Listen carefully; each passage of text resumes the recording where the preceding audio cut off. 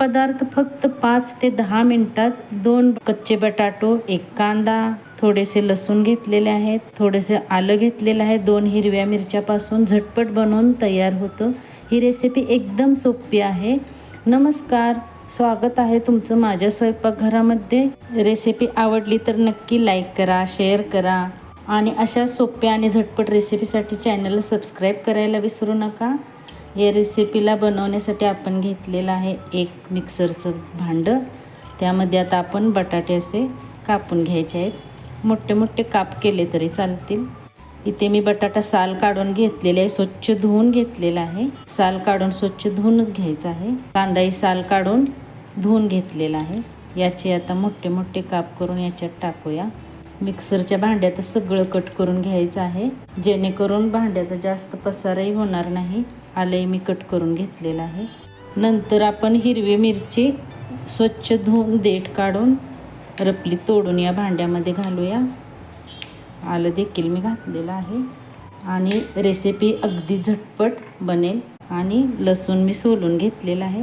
तुमच्या आवडीनुसार घेऊ शकता, आवडत असेल तर घाला किंवा स्किपही करू शकता. यानंतर फ्लेवरसाठी अर्धा चमचा इथं मी बडीशेप घेतलेला आहे, बडीशेप ॲड करायची आहे. खूप छान याने फ्लेवर येतो. आता हे बिना पाणी घालता ग्राइंड करून घ्यायचं आहे. बटाट्यामध्ये भरपूर प्रमाणात मॉइश्चर असते, ते पाणी सोडते. बिन पाणी घालता हे चांगले ग्राइंड करून घेऊया. हे पहा, मी आता बारीक करून घेतलेलं आहे.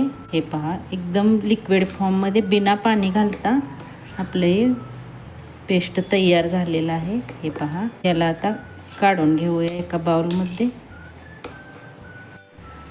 बघू शकता, बिना पाणी घालता एकदम आपलं इझी ग्राइंड झालेलं आहे, त्यामुळे पाणी घालायचे नाही.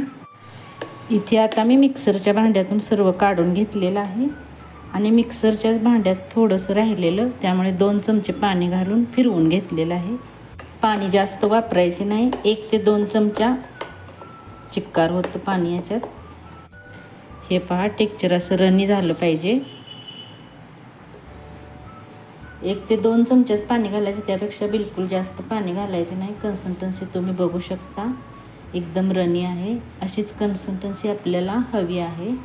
आता यामध्ये आपण ॲड करणार आहोत कोथिंबीर. हे पहा, इथे मी कोथिंबीर स्वच्छ धुवून बारीक कट करून घेतलेली आहे. चमच्याने म्हणाल तर 3 ते 4 चमचे कोथिंबीर आहे. यानंतर स्वादानुसार नमक घालायचं आहे. यानंतर चिली फ्लेक्स घेतलेला आहे 1 चमचा. तुम्हाला जेवढं आवडेल तसं तुम्ही वापरू शकता, जसं मुलांना तिखट आवडत असेल किंवा घरच्यांना तसं. अर्धा चमचा जिरे पावडर आहे. जिरेची पावडर तुम्ही भाजून जिरे मग पावडर करू शकता, त्याने खूप स्वाद छान येतो.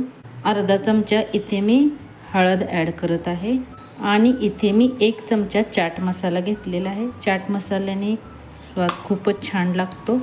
तुम्ही आता यामध्ये अजून तुम्हाला कोणते मसाले आवडत असतील तर ॲड करू शकता. आता हे सर्व आपण मिक्स करून घेऊया. आता हे सर्व मी मिक्स करून घेतलेलं आहे. हे पहा, छान असे मिक्स केलेलं आहे. आता याला झाकून एका साईडला ठेवूया. इथे मी गॅसवरती कढई तापत ठेवलेली, कढईही तापलेली आहे चांगली. आता तेल घालून घेऊया. आता मी इथे 2 चमचे तेल घातलेले आहे. तेल तापलं की अर्धा चमचा इतके जिरे घालायचे आहेत आणि गॅसची फ्लेम स्लोच ठेवायची. आणि जिरे चांगले तडतडले की इथे मी 2 चमचे इतकं सफेद तीळ घातलेलं आहे. तीळही चांगलं भाजलं. गॅसची फ्लेम स्लोच ठेवा, नाहीतर तीळ सगळे उडतील. आता हे बॅटर जे आपण बनवलेलं आहे ते घालून घ्यायचं आणि हे चांगलं असं मिक्स करून घ्यायचं आहे. गॅसची फ्लेम एकदम कमी ठेवायची. तीळ याच्यात ऑप्शनल आहेत, तुम्हाला आवडत असतील तर घालू शकता, नाही घातलं स्किप केलं तरीही चालेल. हे आता चांगलं आपल्याला मिक्स करून घ्यायचं आहे. गॅसची फ्लेम लो टू मीडियम ठेवायची आणि थोडं घट्टसर येईपर्यंत याला आपण भाजून घ्यायचं आहे. आता याच स्टेजवर आपण याच्यात बारीक रवा घालणार आहोत. हा रवा तुम्ही बारीकच घालायचा आहे. मोठा जाड रवा असतो ना, ते घालू नका. जर असेल तर थोडा मिक्सरला फिरवून घ्या. 1 मिनिटापर्यंत लो टू मीडियम गॅसवरती छान परतून घेऊया.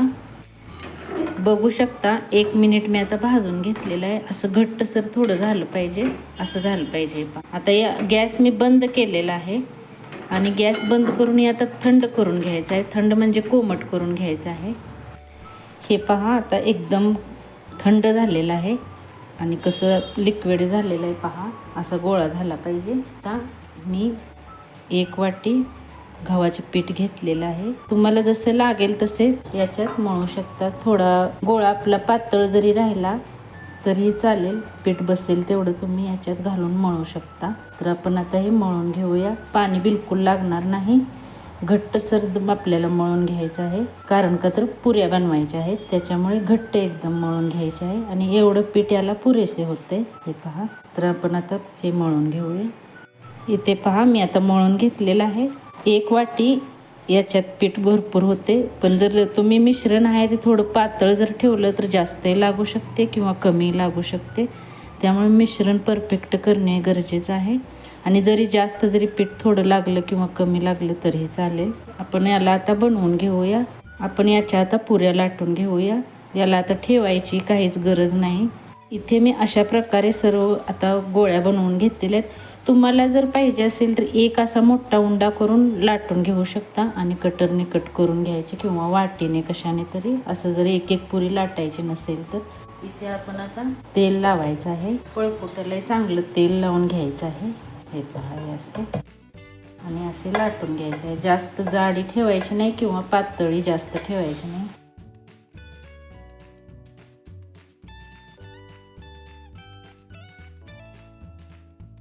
हे पहा मी आता लाटून घेतलेलं आहे. असं पातळ लाटून घेतलेलं आहे. हे पहा मी आता लाटून घेतलेलं आहे. अगदी आपण पुरी लाटतो ना तसंच लाटून घ्यायचं आहे, पण जास्त जाड ठेवायचे नाही. खूप छान बनतात. इथे मी तेल तापत ठेवलेलं आहे. तापलंय का ते पाहूया. हे पहा छोटासा मी गोळा बनवून टाकलेला आहे, तो वरती आलेला आहे. याचा अर्थ की आपलं तेल चांगलं तापलेलं आहे. आणि तेल चांगलं तापलं ना की गॅसची फ्लेम लो टू मीडियम ठेवायची आहे. एक किंवा दोन्ही तुम्ही तळू शकता, जशा बसतील तशा याच्यात. हे पहा किती छान फुगलेले आहे आणि कलरही किती छान आलेला आहे. पहा खूप छान बनतात. अशाच आपण आता बनवून घेऊया. व्हिडिओमध्ये मी जसे दावलेले आहेत ना एकदम तसेच तुम्ही तळून घ्या. खूप छान बनतात आणि क्रिस्पी कुरकुरीत एकदम नाश्ता बनवून तयार होतो. चला तर आता काढून घेऊया. पूर्ण तेल असं नितळवून मगच पुरी काढायची आहे. तुम्हाला चपाती भाकरी काही खायचं मन नसेल तेव्हाही तुम्ही बनवू शकता. एकदम क्रिस्पी आणि कुरकुरीत नाश्ता तयार आहे. जेव्हा पण तुमचं चपाती भाकरी खायचं मन नसेल तेव्हा ही चटपटीत तिखट बिना भाजीचा हा नाश्ता तुम्ही बनवू शकता. याला तुम्ही केचप सोबत किंवा दह्यासोबत खाऊ शकता, नाहीतर तुम्ही असंच जरी खाल्लं तरी खूप टेस्टी लागते. याला तुम्ही 3 ते 4 दिवस स्टोअर करून देखील ठेवू शकता. प्रवासाला देखील नेऊ शकता. अजिबात खराब होत नाही. तुम्हाला ही रेसिपी कशी वाटली हे कमेंट करून नक्की सांगा. व्हिडिओ आवडला तर लाईक करा. तुमच्या मित्रमैत्रिणी परिवारासोबत शेअर करा. आणि अशा छान छान साध्या सोप्या रेसिपीसाठी आपल्या माझे स्वयंपाकघर या चॅनलला नक्की सबस्क्राईब करायला विसरू नका. मस्त खा आणि स्वस्त राहा. धन्यवाद.